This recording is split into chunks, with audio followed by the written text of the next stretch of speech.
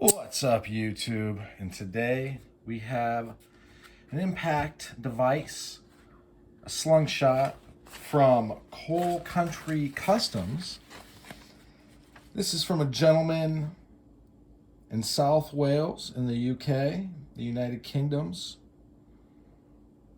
And this company is the home of the Percussive Negotiations Division. So I think that he is, I think that he would be a fan of this channel if he ever watched it. He's making these things. They range from 55 pounds to 75 pounds, maybe more. You know what I mean? 55 pounds being about $67 right now. 75 being about $92. Shipping is 25 pounds to the US and most other places. And this is the paper I'm reading off of. And that is about 30 bucks. So most of the pieces come out from, I would say, roughly $80 to $100 shipped. I'm going to read his mission statement very quickly. It says, this is the legalities portion. Everything I make, unless stated otherwise, is designed to be functional.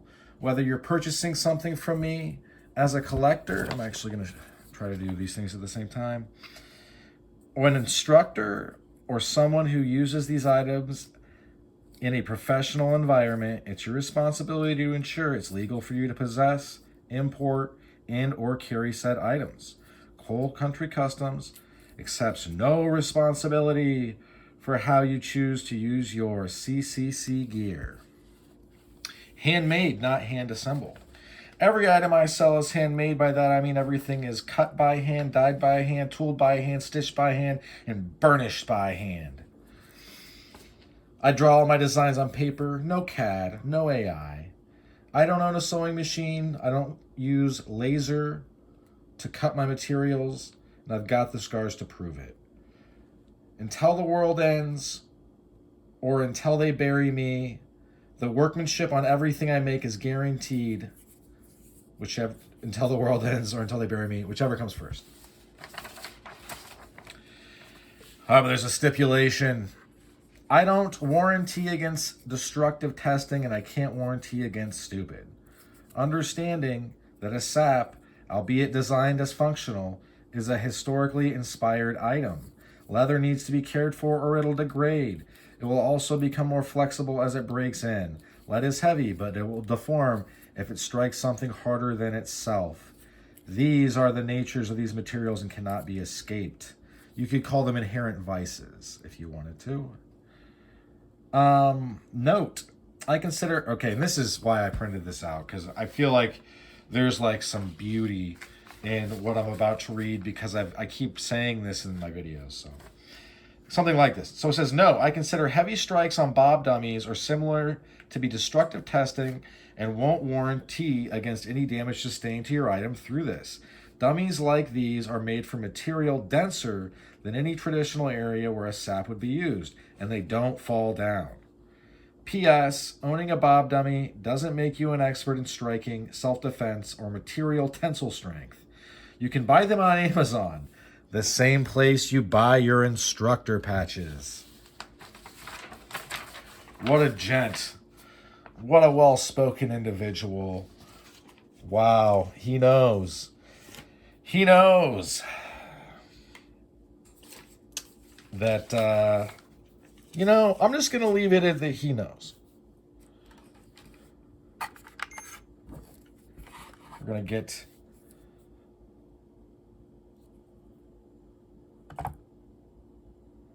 seven ounces.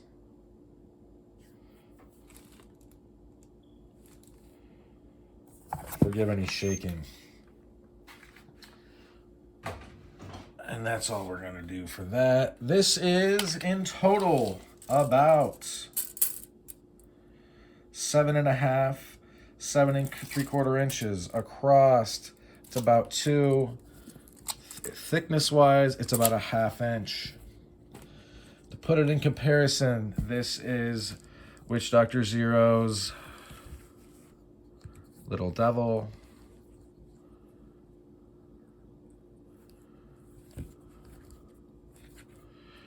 Carried this a bunch. I'm going to keep carrying it. I like it a lot. Let's continue. This is a small unsprung sap. This is a large unsprung sap. This is also a large unsprung sap that's so similar to the other one, I don't know why I got it. And then this is a super duper heavy slung shot from a gent that I cannot recommend. I mean, if you've seen his work, this screams his work. Unfortunately, it's so hit or miss or off and on with if you can get a hold of him, if you can't. In one of his groups, he was hiring someone to handle all the orders and they were stealing from him. I can tell you for certain that I was blocked for no reason. I had bought several things from him, so I don't know why I would get blocked. I don't know, man. It's all good, though. I do like this. This is a super awesome slung shot. I mean, it's basically like half a nunchuck. This is from a seller on Etsy that is, I think it's Adonias Leather. You can still find his website. Etsy didn't really like me covering any of that stuff because they did a whole series of here are the Etsy saps I can get. So they took them down, and then they kept coming back because people are resilient. And then the Luigi thing, that Mario character who shot a fireball at somebody who provides care for your health. After that happened, basically because of people selling merch that was positive towards this Mario character, they scrubbed all of the weapons. So kind of hard to find them, or any of them. I wish it wasn't, because some of those people were making very interesting and neat things. Ignore the beeping. I made rice. Filming in my kitchen because the lighting is good here. Beyond that, I was just thinking today, 7 minutes in, we'll get into what I think.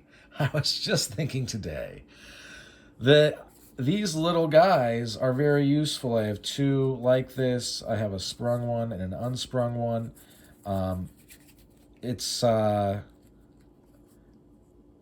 mean, it's such a small guy.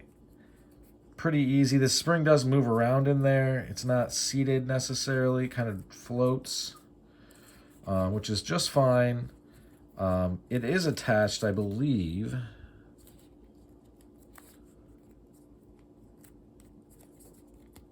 Actually, I don't think it is.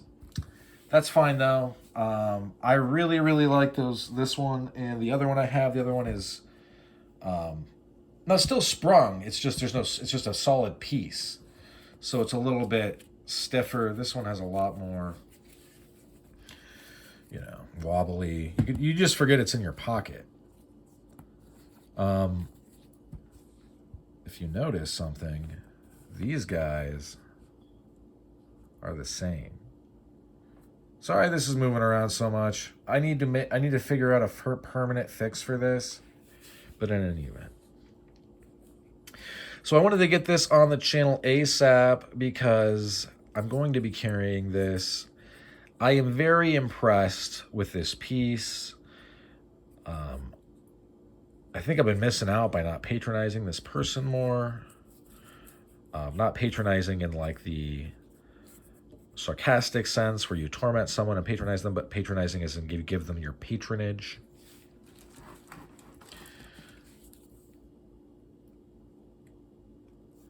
Man, I hope... Oh, my God. Anyway, it's just the little movements are driving me insane from this. But it is what it is until I fix it or get another one. There's a lot of different ways to hold this. I've been kind of playing around with it.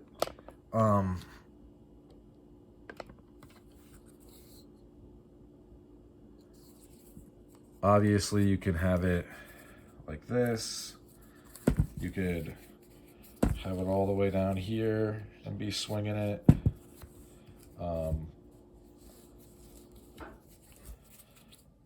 This feels really comfortable in the hand.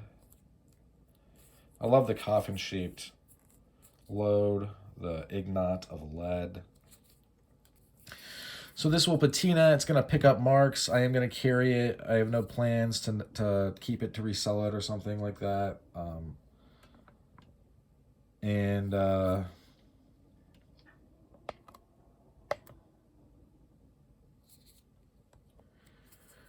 Wanted to get it on the channel ASAPually.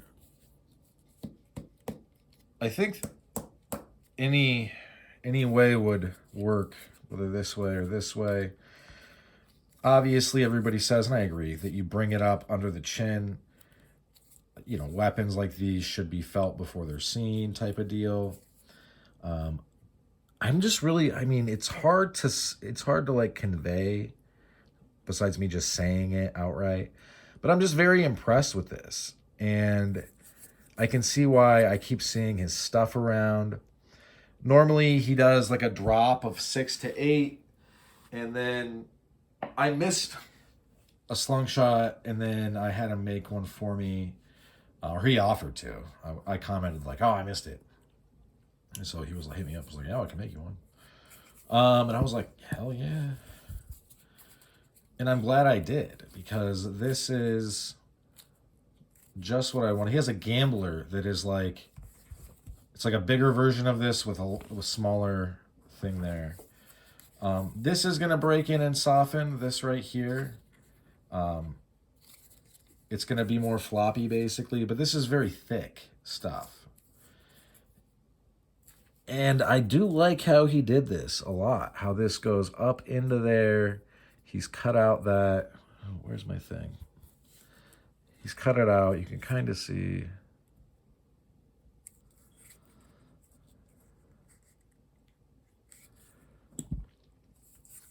I just think it's really good to go.